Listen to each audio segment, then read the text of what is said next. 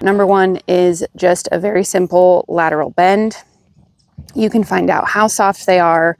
There's a lot of horses that won't just bring their nose around to your foot.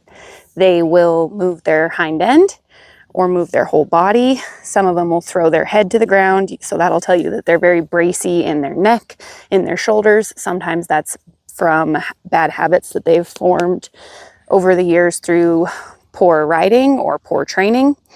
But he's even getting just a touch stiffer than I would like. So this gives me an opportunity to work on that. Hey.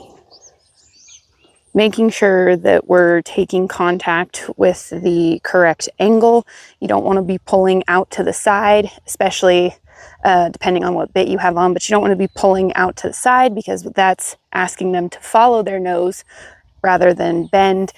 You want to really just be bringing that hand, we're distracted, hey, bringing that hand straight back towards your hip, almost even a little bit to the inside of your hip. Good boy. And the goal is to get them as soft as possible. So I'm gonna make videos and show you this with different horses so you can see the difference just between different horses. The goal is I want to be able to barely have to touch that rein and get him to bend around. If he pulls against me, I'm gonna pull him back. So there should be no weight in my hands as he's bent here. Like I said, he's a little stiff, so I might bump him off of it at times. There, that's better. That's nice. So if he doesn't bend, I'm gonna bump him. Bump, bump, bump, bump, bump, bump. There, that's not bad.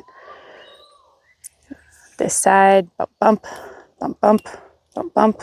That's pretty good. The next thing that I like to work on is asking them to have their nose bent around to my foot and then disengage their hind end. So this whole time that I've been bending him laterally, my legs are just sitting here. I might tap him just a touch to kind of get his attention with that inside leg. But then to get him to move his hip around, I'm going to apply that left leg. So I want his nose, good boy. I want his nose to stay at my foot and still have that lightness in my hands. I don't want to be holding him up. The idea is that he should be able to isolate different body parts and be balanced. I don't want him leaning, pulling down into my hand and then moving his body around because that means he's not balancing himself in some way. Bending him around to the right and then putting that right leg on him, asking that hind end to move around. So he's moving his front end a little more than I would like. Not bad. You'll see that Ray does this really, really well. He could do it a little better. Good boy. So you see he's kind of pulling his head away. He's like, it's too hard to move my hind end around and hold my nose there. This can also kind of show you where they might be a little bit stiff or even a little bit sore.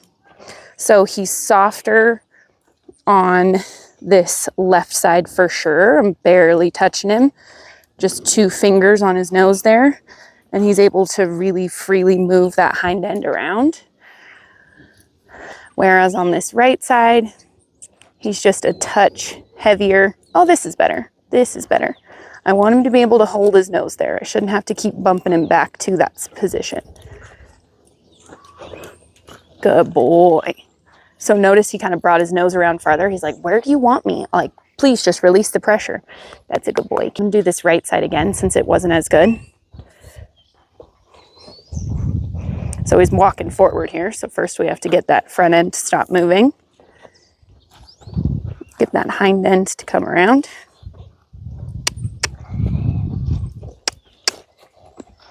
Good boy. So using him for this video is showing that he needs more of this. So next thing, as we're moving forward, I'm going to take some contact on that inside rein, bring his ass, see if he can follow his nose.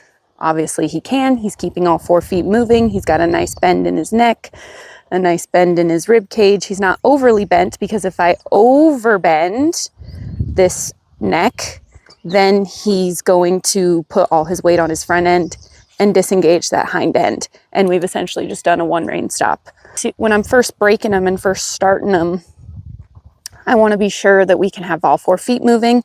And then we start working on, I need you to keep all 4 feet moving, but follow your nose. We'll go ahead and do that to the right.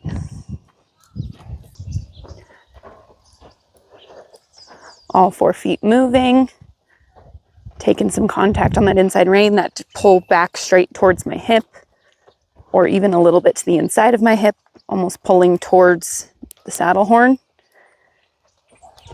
And just riding from behind, making sure that I'm staying back, squeezing him forward. I want him following his nose and keeping all 4 feet moving. Again, if I overbend this neck, he's gonna go into a 1 rein stop.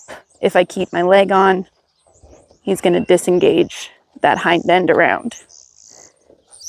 Good boy. As the horses progress and they're farther along, this is a great, again, I'm assessing whether how much training they've had, or we start to teach them more complex concepts. I'm going to pick up on this inside rein and push his shoulder over. So when I'm teaching it, I want it to be really exaggerated. I want him really overbent, and then I want those front feet to cross. So we're starting to isolate the shoulders and get that shoulder control. Show you what that looks like coming towards you here. So taking contact on that left rein, pressing with that left leg, and those front feet are crossing and moving laterally. Because I feel like just reiterating an exaggeration of the things that you're going to be asking for is helpful. It also helps to warm them up and get them stretched. As we're really far along, we can start to do a counter bend. So I'm traveling to the right, but I'm taking contact on the left rein and asking him to bend left. So his shoulder should be moving right. I have no pressure applied with my right leg. I'm pressing him with this left leg, and he could be even more bent than that. I want him to really look for that release. Where do you need me to be, lady? I will do it. Please let go of me. Good boy. Same thing, we're gonna travel to the left. He's like, I got it, I know what we're doing. And ask for that counter bend to the right. So I want him to keep moving forward. He's kind of trying to turn it into a little bit of a pivot. I have contact with that right rein so that I can get right bend. This left rein is out to the side a little to guide him, although he's pretty far along, he understands. There, we're almost side passing rather than moving forward and counter bending. And then I might ask him to follow his nose using that inside rein, inside leg, and then put my outside leg on so that that front end comes through. Good boy.